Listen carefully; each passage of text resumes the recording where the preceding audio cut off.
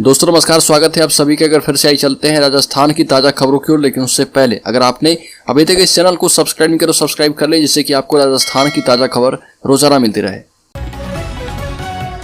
पहली बड़ी खबर, जुनैद नासिर हत्याकांड मामले में राजस्थान पुलिस की कार्रवाई से खफा विश्व हिंदू परिषद, बजरंग दल एवं बजरंग दल गौरक्षा दल ने अम्बाला सिटी में महापंचायत बुलाई। महापंचायत श्री नीलकंठ महादेव मंदिर सेक्टर 7 में हुई। इस दौरान बजरंग दल के अधिकारियों ने राजस्थान पुलिस की कार्रवाई का विरोध करते हुए सीबीआई जांच कराने की मांग की है। इसके पश्चात विश्व हिंदू परिषद और बजरंग दल के कार्यकर्ताओं ने शहर में रोष मार्च निकालते हुए एसपी जसुदीप सिंह रंधावा के माध्यम से राष्ट्रपति के नाम ज्ञापन सौंपा।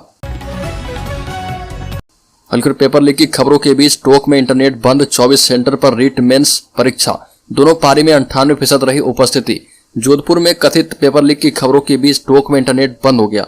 जिला प्रशासन की डिमांड पर संभागीय आयुक्त ने दोपहर 12 बजे इंटरनेट बंद करने के आदेश जारी कर दिए और इसके बाद टोंक नगर परिषद क्षेत्र में इंटरनेट सेवा बंद कर दी गई। जिला प्रशासन का कहना है कि जिले में पहले से परीक्षा को पारदर्शिता से करवाने के लिए पुख्ता इंतजाम कर रखे हैं, फिर भी सावधानी के लिए इंटरनेट सेवा बंद की गई है और 12 बजे से लेकर शाम 6 बजे तक इंटरनेट बंद रहेगा। बल्कि राज्य में तृतीय श्रेणी शिक्षक भर्ती परीक्षा पेपर हल करते पकड़े गए 29 परीक्षार्थी। जालोर के युवक से 10 लाख में खरीदा प्रश्न पत्र।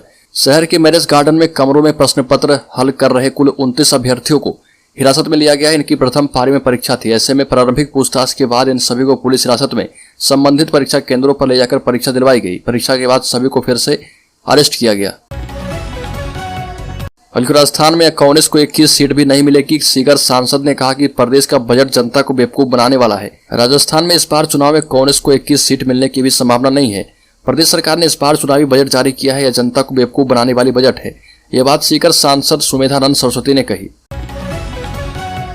राजस्थान की राजधानी जयपुर में 19 मार्च को होने वाली विप्र सेना की ब्राह्मण महापंचायत के लिए तैयारियां चरम पर है। प्रदेश भर में सामाजिक समागमों, बैठकों और अन्य सांस्कृतिक गतिविधियों के माध्यम से समाज बंधुओं को ब्राह्मण महापंचायत में आने का निमंत्रण दिया जा रहा।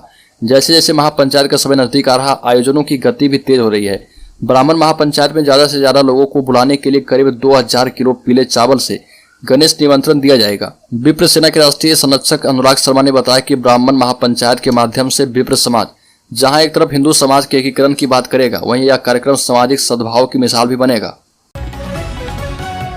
राजस्थान के जुनैद और नासिर की हरियाणा में जलाकर हत्या के मामले में आरोपी मोनू मानेसर के समर्थन में एक के बाद एक हिंदू पंचायत हो रहे, जिसमें बिना किसी डर के भड़काऊ भाषण दिए जा रहे। मोनू मानेसर के लिए हरियाणा के मानेसर में आयोजित हिंदू महापंचायत के बाद 22 फरवरी को हथीर में भी हिंदू महापंचायत का आयोजन किया गया। यहां पर मोनू को रोकने की कोशिश करने वालों के खिलाफ हिंसा की जोरदार अपील सुनी गई। यहां तक कहा गया कि हमें चाहे खून की नदियां बहा देनी पड़े, हम राजस्थान सरकार से लड़ने के लिए तैयार हैं। शिक्षक भर्ती को लेकर भाजपा युवा मोर्चा करेगा राजस्थान विधानसभा का घेराव। पेपर लीक, बिगड़ती कानून व्यवस्था, महिला सुरक्षा और किसान कर्ज माफी जैसे मुद्दे को लेकर भाजपा युवा मोर्चा मार्च के पहले सप्ताह में राजस्थान विधानसभा का घेराव करेगा। इसकी तैयारियों को लेकर युवा मोर्चा कार्यकर्ताओं और पदाधिकारियों की भाजपा प्रदेश कार्यालय में बैठक हुई। इसमें भाजपा प्रदेश अध्यक्ष डॉक्टर सतीश पूनिया और प्रदेश संगठन महामंत्री चंद्रशेखर ने सभी मुद्दों पर युवा मोर्चा के अधिकारियों से विस्तृत चर्चा की।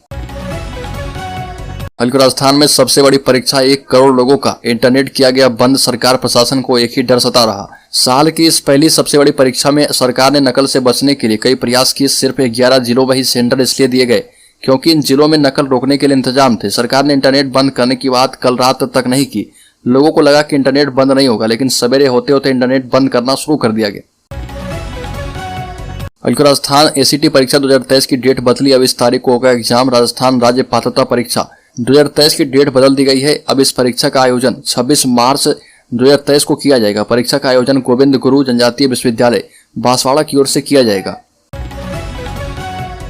हनुमानगढ़ कम्युनिस्ट पार्टी के कार्यकर्ताओं ने भरतपुर में जिंदा जलाए गए युवकों के परिवारों के लिए न्याय, आरोपियों की गिरफ्तारी और पीड़ित परिवारों को मुआवजा देने की मांग की और इसके बाद मुख्यमंत्री के नाम जिला कलेक्टर को ज्ञापन सौंपा। इस अवसर पर माकपा के राज्य सचिव मंडल सदस्य राजेश्वर शर्मा ने कहा कि राजस्थान के मेवाती क्षेत्र के घाट मीका गांव के जुनैद और नासिर को राजस्थान और हरियाणा सीमा पर अगवा कर बेरहमी से पीटा गया और फिर जिंदा जला दिया गया।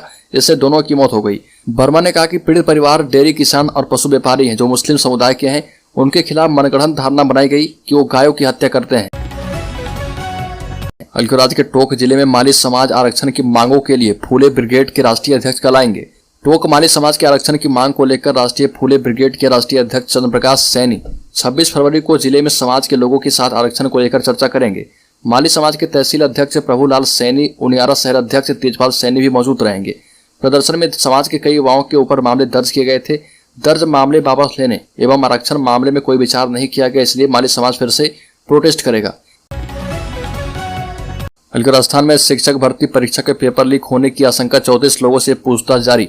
आशंका जताई जा रही है कि एक बार फिर से पेपर लीक हो चुका है। तृतीय श्रेणी शिक्षक भर्ती की मुख्य परीक्षा के पहले दिन ही जोधपुर में पुलिस ने कई लोगों से पूछताछ की है। ये लोग बनाड़ रोड पर मैरिज गार्डन में परीक्षा शुरू होने से पहले पेपर सॉल्व कर रहे थे। सुरक्षा और निगरानी के विशेष इंतजाम के बीच पुलिस ने 34 लोगों को हिरासत में लिया है, जिनको पूछताछ के बाद पुलिस ने अंडरटेकिंग के बाद परीक्षा केंद्रों में प्रवेश दिलवाया।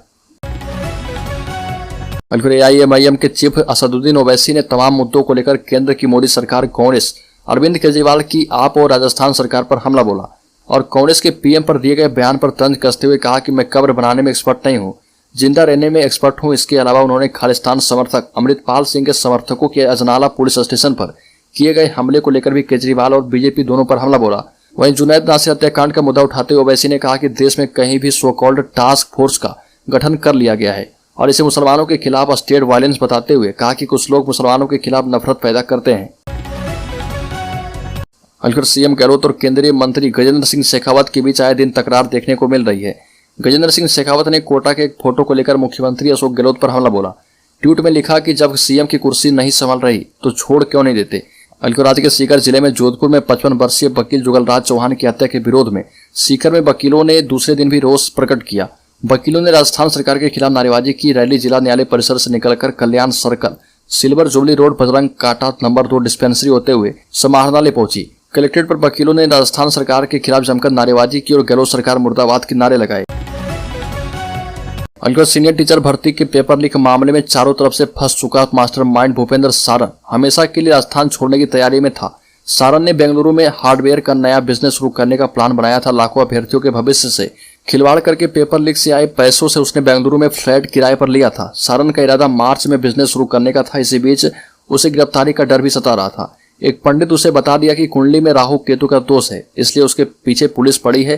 कुंडली दोष निवारण के लिए सारन पूजा पाठ में लग गया। नया बिजनेस शुरू करने से पहले पंडित से 15 दिन पहले हवन करवाया था और 24 फरवरी को दूसरा हवन रामानाथम मंदिर में करने वाला था।